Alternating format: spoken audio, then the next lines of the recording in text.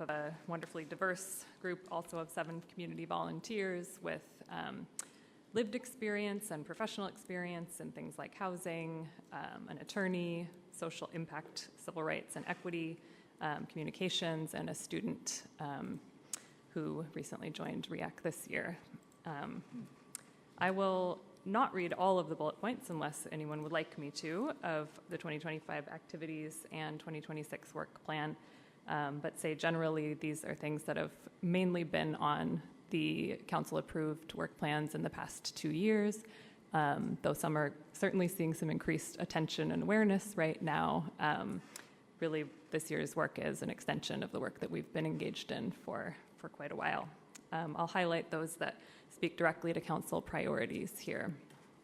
In 2025, we urged and supported council's reaffirmation of the Welcoming and Inclusive City Ordinance and the Bainbridge Island Police Department immigration policy. We collaborated with the Climate Change Advisory Committee on providing recommendations to City Council for the Zero Emissions Hand Tools Ordinance. We scheduled and participated in a racial equity toolkit workshop with the consultant Scott Wynn and any council members. We submitted recommendations to council regarding affordable housing on Bainbridge Island. We collaborated with the Planning Commission to revise the guiding principles and send recommendations to council in November. We also submitted a recommendation urging council to oppose efforts by federal agencies to condition city receipt of grant funds on cooperation with federal immigration enforcement and on representations about city DEI programs.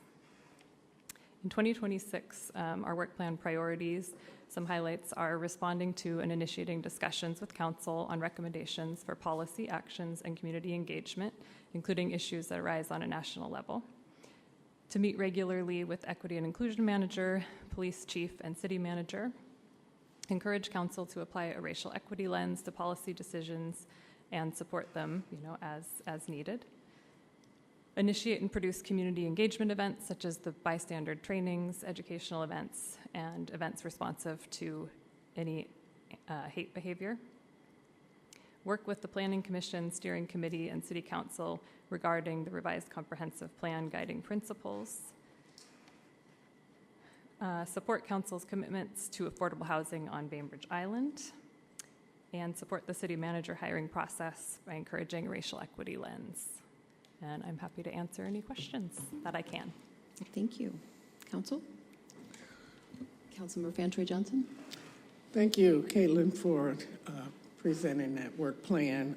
As the liaison to REAC, I want to thank the entire group for sticking with their work plan and for creating and helping to foster equity on Bainbridge Island.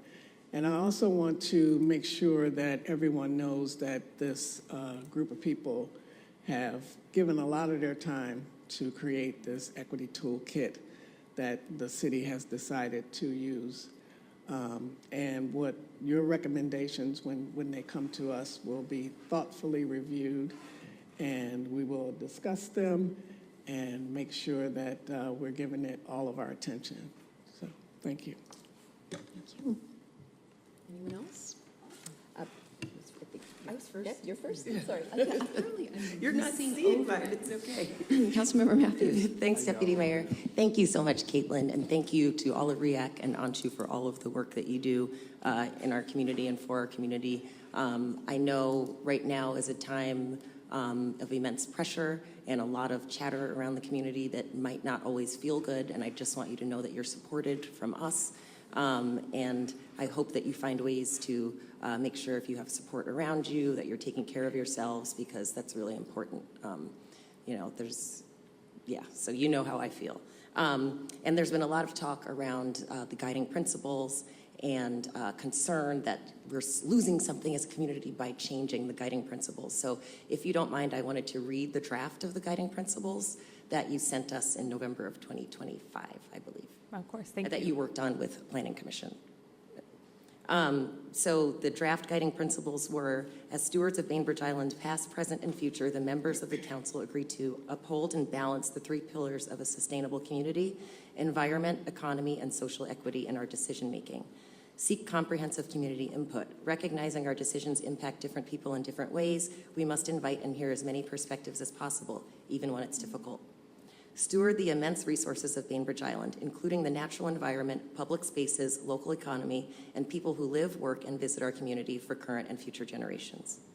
Preserve and enrich a strong sense of community on Bainbridge Island, where people care and help one another, have their basic needs met, and are drawn to gather in their neighborhoods, at local events, and in downtown core that is inviting, accessible, and serves a variety of needs and interests for residents and visitors alike. Honor the island's natural and aesthetic attributes, including scenic winding roads and neighborhood pathways, extensive forested areas, meadows, farms, marine views, waterfront parks, historic buildings, and a timeless pedestrian-friendly downtown with local businesses and a small town scale. Proactively pursue health and safety measures reflecting our population's size and diversity, island geography, and limited infrastructure and exits. Make Bainbridge Island accessible and welcoming to all people, regardless of economic, racial, physical, or social attributes. We recognize that past laws, policies, and culture intentionally and unintentionally excluded certain groups from life and prosperity on Bainbridge Island, such as the Treaty of Point Elliott that relegated the original stewards of Bainbridge Island to reservations, racial housing covenants that created whites-only neighborhoods, Rockaway Beach and Lytle Beach, for example, and the internment of Japanese Americans during World War II, as well as the increasingly high cost of housing today that excludes many middle and low-income earners from living on Bainbridge. We seek to create policies and culture that invite diversity and actively remedy the lasting results of exclusion. Act on climate change while recognizing that our natural resources are abundant and finite. We acknowledge that these resources have been diminished since colonial settlers displaced indigenous Coast Salish people of the water and brought extractive practices. We are committed to sustainably manage land, water, air, wildlife, and natural resources while ensuring environmental costs and benefits are shared equitably among all people on Bainbridge Island and our neighbors. Honor our island's rich, complex, and multicultural history, and uplift historically silent stories with vital present-day lessons, like our treasured Japanese Exclusion Memorial's reminder, Niratu Nayoni, let it not happen again. Conduct ourselves individually and as a body with integrity, honor, and respect for the City of Bainbridge Island, our colleagues on the council, and all constituents.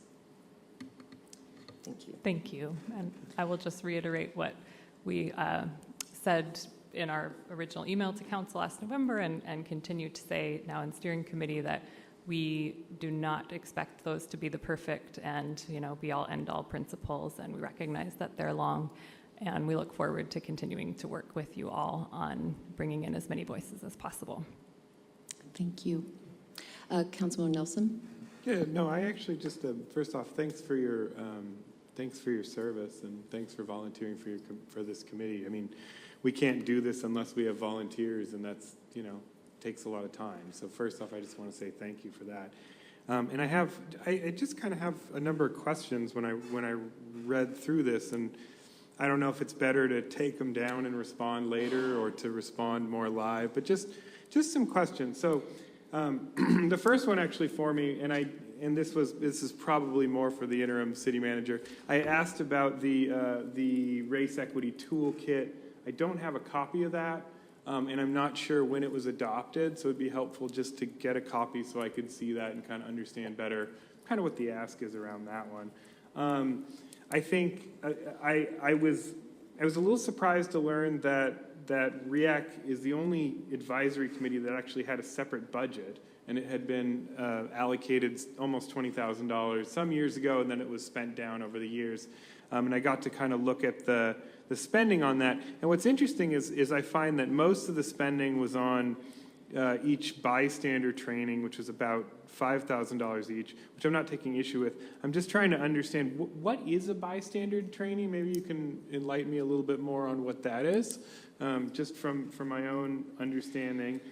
And then also an understanding of whether is REAC seeking a budget again in the future, or is this a recurring thing, or is this just was this just a one-time situation?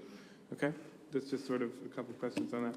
I was also confused by the statement, and let me look in here.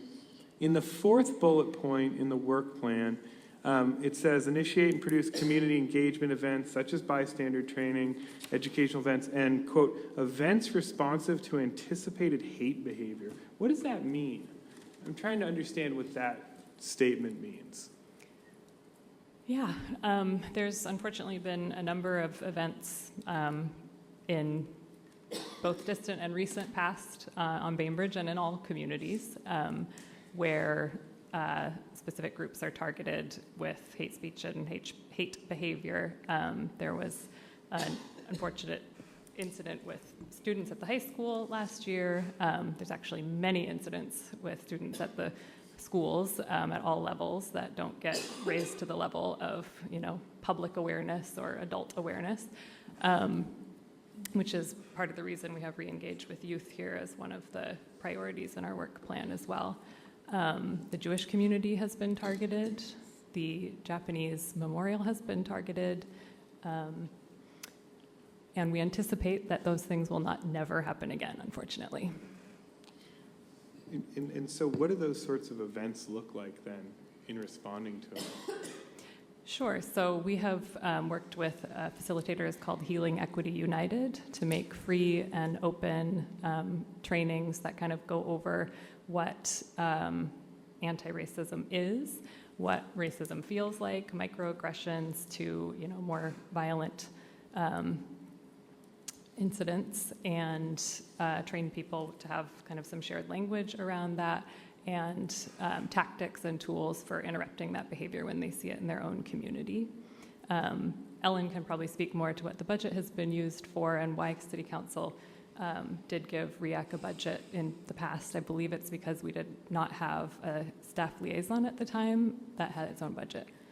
Sure, I'm happy to speak to those. And I think that you've just heard about the bystander training. I attended that myself and found it to be very useful. There was a lot of great information presented. And I do think you did give me good background on the budget, so I think you got the details there. And I owe you an email on the Race Equity Toolkit. So that is headed your way probably tomorrow morning. Okay. The toolkit, like many items that staff uses, wasn't actually adopted by the council. This is something that council directed the city to start implementing on a staff level. And the questions were then developed, and it's still, I think, in draft form, but it's been developed and used both by the Climate Change Advisory Committee, by staff, and in various instances for things such as the speed camera implementation that we talked about, the engagement for that we talked about last week. And it's really a set of questions that encourages staff to think through who might be impacted by a particular policy and how we might think about designing programs that are as effective as possible and also achieving the goals that we're trying to achieve. But again, I can send you those questions so that you can take a look at them in their draft form. Speaking to the budget, that was a council decision that was made to fund a set of activities and goals that the Race Equity Advisory Committee presented in 2023. It was before we had a position devoted to these activities, and so at this point I would expect that would be part of the general executive department budget, part of the programming that's managed by our equity and inclusion manager. That's very helpful, thank you. I think just a thought on the racial equity toolkit, if it's not been adopted by council and it's sort of being used to further adopt policies, it might be a good idea to have council review it and adopt it, just as a sort of policy thought. Another thought was the last bullet point from the 2025 activities. I didn't see it on the 2024 work plan. It says responded to community instances of racism and bias, both publicly and personally. Are you able to speak to what that was? Again, unfortunately, I think that's kind of an ongoing role, especially for the committee members of color on this committee that they face. Certainly, personally, I cannot speak to that as a white person, but kind of related to what I was just saying and the trainings around bystander, I think the reason this committee was created in the first place was that there was broad recognition that racism exists here, just like it exists in communities around the country and world. And so that speaks to that. Okay, no, and that's fair enough. I think what struck me about that was it's responding to sort of community instances, and when I was looking at the sort of purpose of the committee, it appeared to be recommendations to the City Council to rectify systemic and structural racism and bias within the government and law enforcement.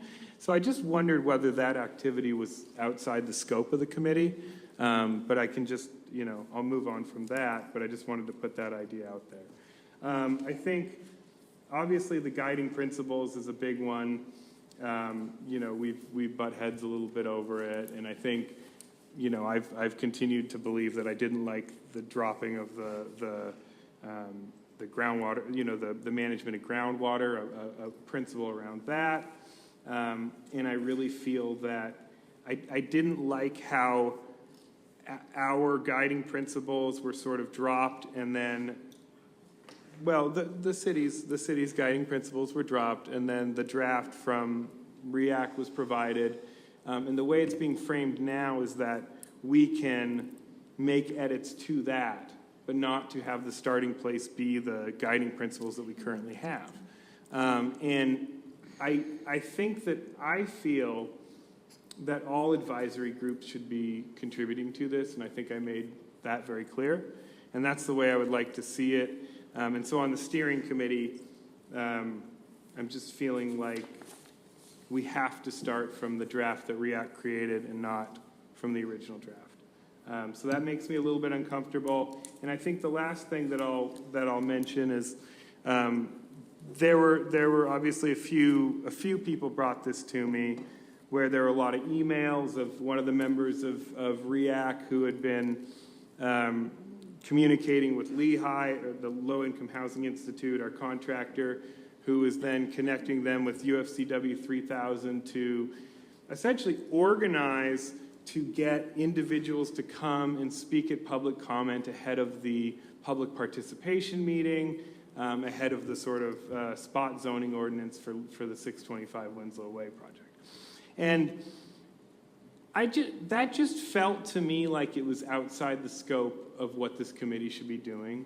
I felt like what this committee should be doing is coming to us with recommendations directly, and that sort of advocacy and organizing is not within the scope of the committee's role.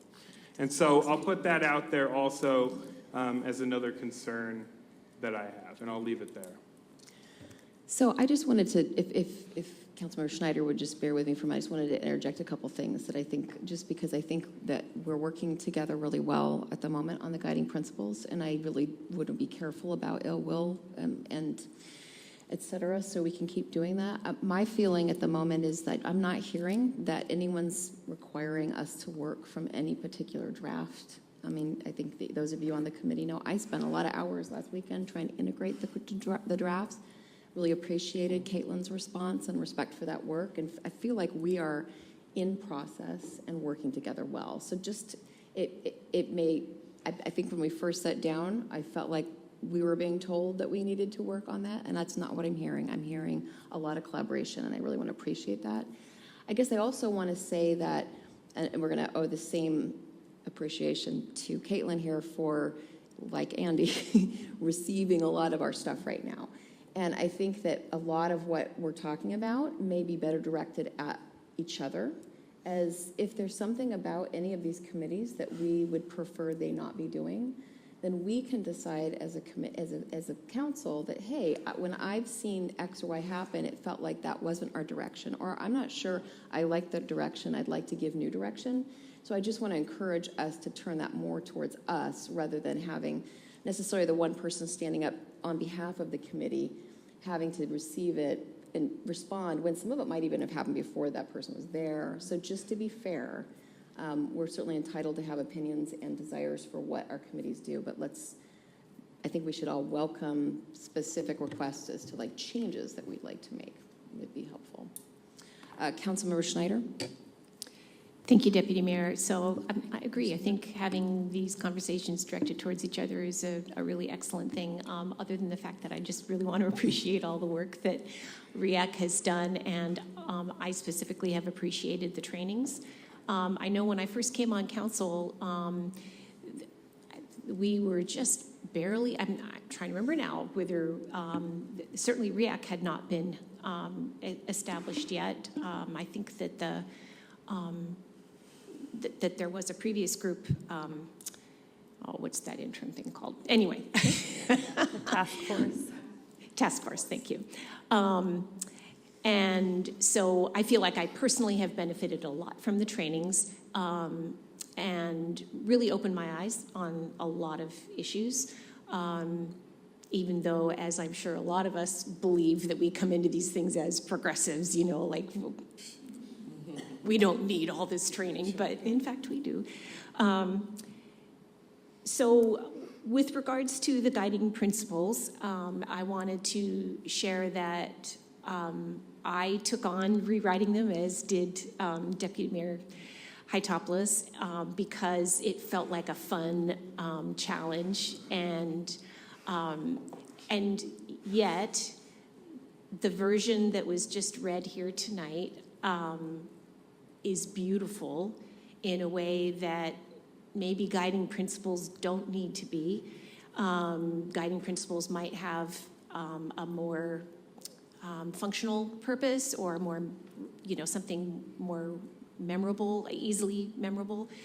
What I was wondering is if my colleagues would consider having a statement that basically starts from this compilation of principles, but not necessarily brought forward as principles. I mean, we didn't even do land acknowledgements when I first started here, right? And so just doing land acknowledgements has been a growth of this body and of, I think, general awareness. And I think this is an extension of that growth. And I would love for our comprehensive plan to have something very, very close to what was just read here tonight, as a presentation of our intentions. And then out of that, you know, we do this integration thing, and maybe we go to all the different advisory committees to get their input as well. Okay, that's fine. Maybe that's a great idea. So I just wanted to put that out there. And, you know, I don't have any, I'm just looking forward to seeing what the process will be to come up with our guiding principles. And, you know, if some of mine make it in there, great. And if they don't, that's fine too. The fun was in the process of doing the hard work, and it was many hours. Councilmember Land? Thank you. I think for me, speaking for me, the challenge is finding the time, the proper time, the publicly advertised time to have these discussions. And I haven't been finding those yet, and that's, I know, because I'm new. I've got lots to learn, but I have lots to say, and to try and find the forum to put that out there for further discussion has been a challenge. I'm just being straight up with that. I think the discussion we're having in the last 5 minutes really puts a lens on what I'm feeling, which is we have 2 new council members. We finally have ward meetings scheduled, but they're going to be in April. We don't have a council retreat on the book yet, so that we can actually align our priorities together with people outside of specific presentations. And we're also in the process of hiring a new city manager. So our direction is still taking shape. So regarding board meetings, for example, they're not just for listening, they're for sharing the city's direction. And right now we're trying to do both without alignment. Do we listen first, or do we set priorities first? Either way, I don't think we're quite ready. So I support, the plans that have come forward tonight. I think have lots of good stuff, and I am happy. I think that the Race Equity Advisory Committee has good work. They do good work, and that they're an important group. And I support moving their work forward along with the UAC's work as well, with the caveat that final approval should follow the completion of ward meetings and a council retreat, so we can give you clear, stable direction, so that advisory committees actually know from the get-go what our direction is, because right now I don't think we know. So that's just my feelings. Thank you very much. Councilmember Fantroy Johnson? There's a lot to unpack there. We know what the ordinance said that made Bainbridge a welcoming city.